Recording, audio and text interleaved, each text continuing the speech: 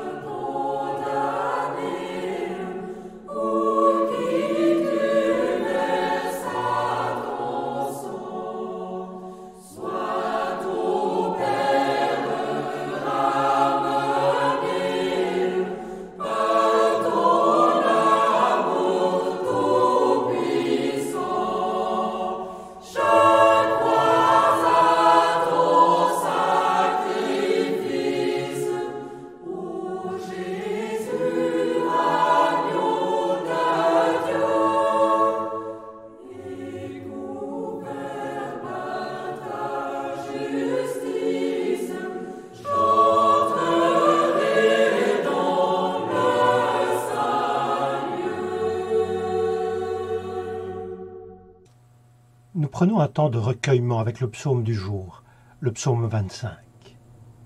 Seigneur, enseigne-moi tes voies, fais-moi connaître ta route, dirige-moi par ta vérité, enseigne-moi, car tu es le Dieu qui me sauve.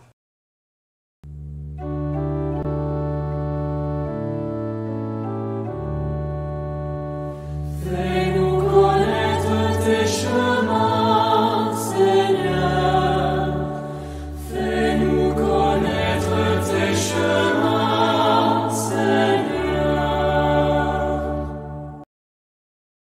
Rappelle-toi, Seigneur, ta tendresse, ton amour qui est de toujours.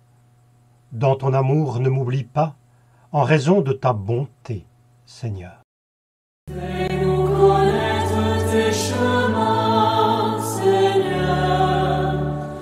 Fais-nous connaître tes chemins, Seigneur.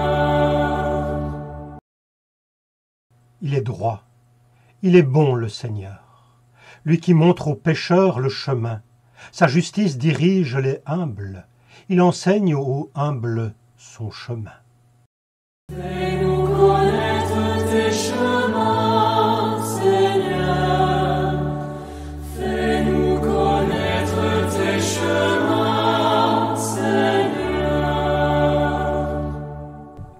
voulons pour ce temps de recueillement entendre les 3 textes dans la Bible proposés à la lecture pour ce premier dimanche du Carême. Le premier, dans le livre de la Genèse au chapitre 9, il s'agit d'une partie de la fin du récit du déluge. Le deuxième texte, dans la première épître de Pierre, l'auteur y fait allusion au déluge. Et nous entendrons aussi l'évangile du jour, la tentation de Jésus dans l'évangile de Marc. Dieu dit encore à Noé et à ses fils : « J'établis mon alliance avec vous, ainsi qu'avec vos descendants, et avec tout ce qui vit autour de vous, les oiseaux, les animaux domestiques ou sauvages, ceux qui sont sortis de l'arche, et tous ceux qui vivront à l'avenir sur la terre. Voici à quoi je m'engage. Jamais plus le déluge ne supprimera la vie sur terre. Il n'y aura plus de déluge pour ravager la terre. » Et Dieu ajouta : « Voici le signe de l'alliance établie entre moi, vous et tout être vivant pour toutes les générations à venir. Je place mon arc dans les nuages, il sera un signe qui rappellera l'engagement que j'ai pris à l'égard de la terre. Chaque fois que j'accumulerai des nuages au-dessus de la terre et que l'arc-en-ciel apparaîtra, je penserai à l'alliance établie entre moi, vous et toutes les espèces d'animaux. Il n'y aura jamais plus de déluge pour anéantir la vie. Je verrai paraître l'arc-en-ciel et je penserai à l'alliance éternelle établie entre moi et toutes les espèces vivantes de la terre. » Et Dieu le répéta à Noé : « L'arc-en-ciel est le signe de l'alliance que j'ai établie entre moi et tous les êtres qui vivent sur la terre. »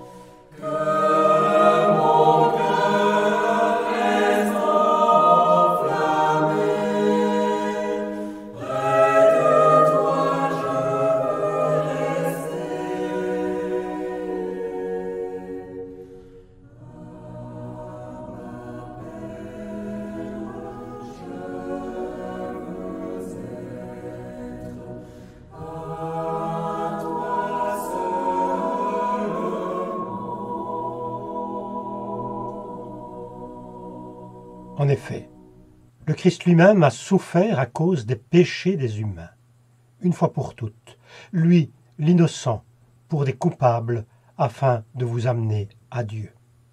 Il a été mis à mort dans son corps humain, mais il a été rendu à la vie par l'Esprit Saint.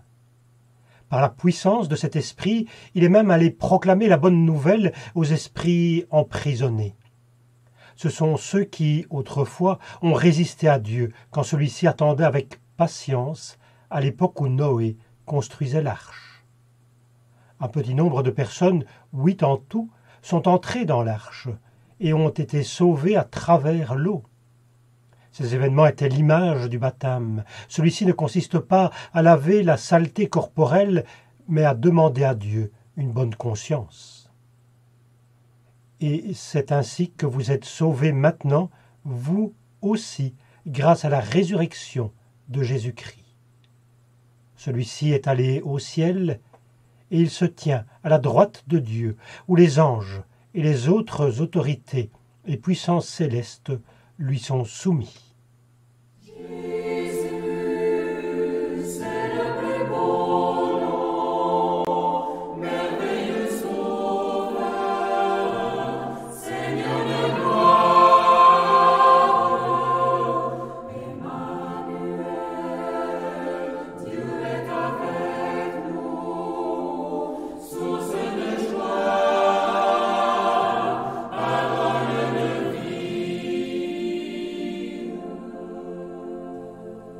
l'évangile de Marc au chapitre 1, nous lisons « Aussitôt après, l'Esprit le pousse dans le désert. Jésus resta pendant 40 jours et il fut mis à l'épreuve par Satan. Il était avec les bêtes sauvages et les anges le servaient. Après que Jean eut été mis en prison, Jésus se rendit en Galilée. Il y proclamait la bonne nouvelle de Dieu. Le moment favorable est venu, disait-il, et le règne de Dieu est tout proche. Changez de vie et croyez à la bonne nouvelle.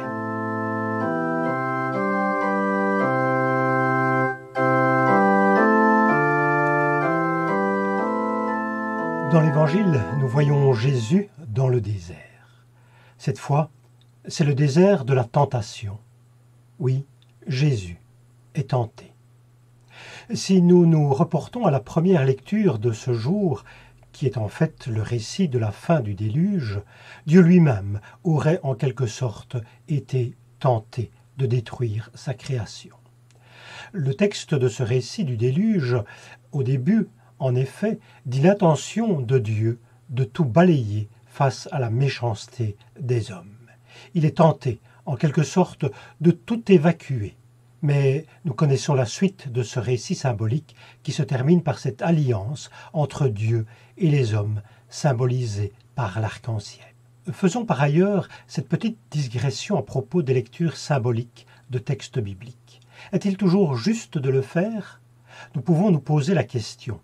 Remarquons que, malgré tout, la Bible elle-même nous y pousse.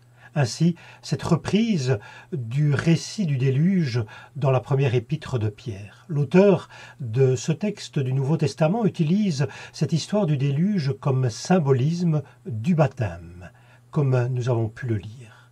Même si l'on peut objecter que souvent ces lectures symboliques nous poussent à prêter à Dieu nos attitudes et nos émotions, il reste qu'à travers ces textes, nous retrouvons la foi de nos prédécesseurs et nous pouvons nous y associer. Ainsi, le texte du déluge, et en particulier la fin, le texte dont nous avons fait la lecture, donc, nous redit que nous croyons que notre vie nous vient d'un don et d'une dépendance vis-à-vis des actes de Dieu. Ce texte vient suggérer également que la vie suppose toujours un dépassement, une victoire sur le mal. Ce mal qui a la possibilité de tout gâcher et de tout anéantir, tout engloutir. Le déluge est une image forte pour dire la puissance du mal laissé à lui-même sans aucun frein. Mais face à cela, s'il y a de la vie, c'est précisément parce que le mal n'a pas le dernier mot. Dieu le prend de vitesse en quelque sorte et redonne de nouvelles chances. C'est l'alliance qui l'emporte.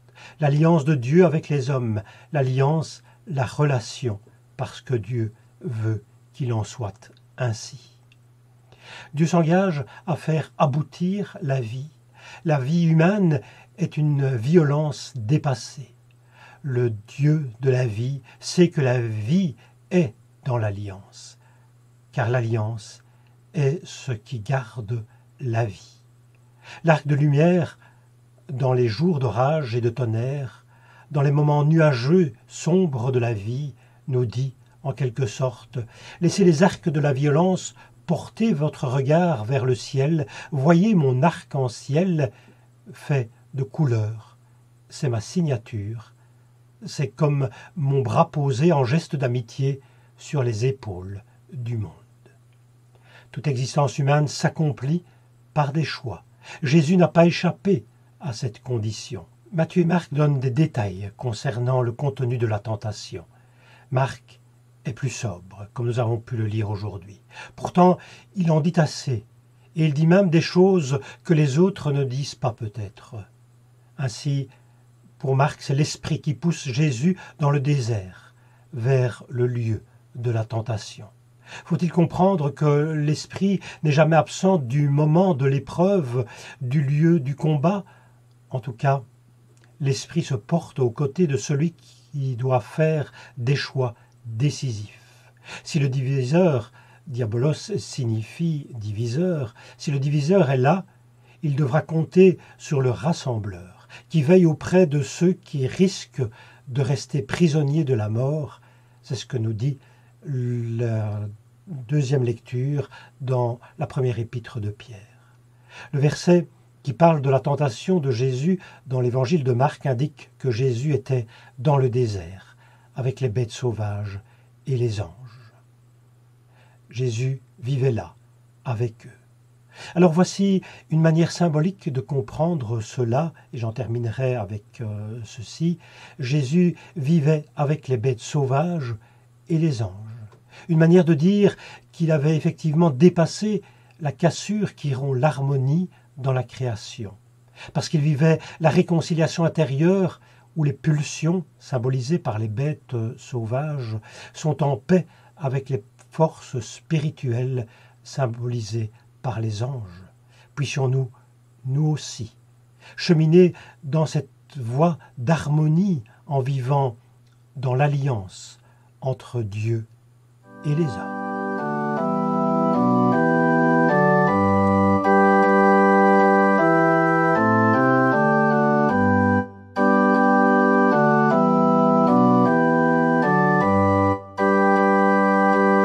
Nous voulons maintenant prendre un temps pour la prière. Seigneur notre Dieu, nous nous tournons vers toi dans la prière. Combien il est devenu difficile en ces temps de pandémie de rester en communion avec toi et avec nos frères et sœurs de l'Église. Seigneur de toute vie, nous savons que tu es plein d'amour et que tu n'abandonnes pas les êtres humains à leur sort. La vie en plein air et la liberté nous manquent parfois en ces temps.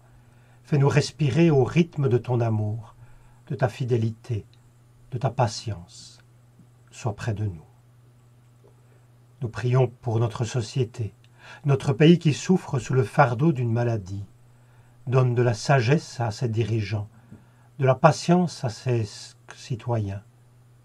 Envoie ton esprit comme une présence réconfortante dans les maisons et les immeubles d'appartements, dans les chambres d'hôpital et les cellules de prison, dans les centres fermés et dans les rues.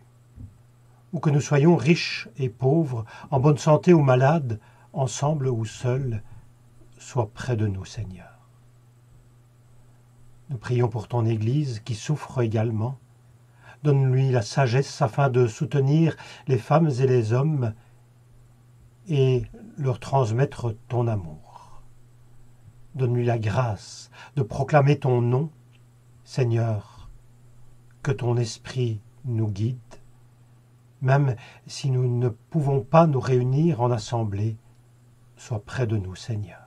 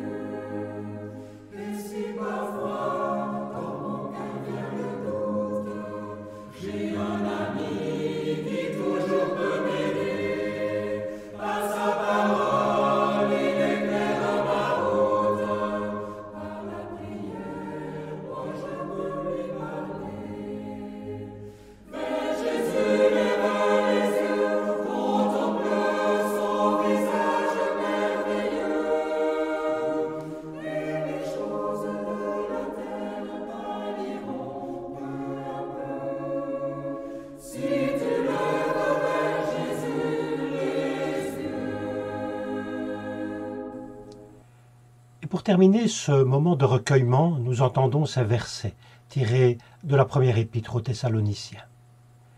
Réjouissez-vous toujours, priez sans cesse, rendez grâce en toutes circonstances. Telle est, à votre égard, la volonté de Dieu en Jésus-Christ.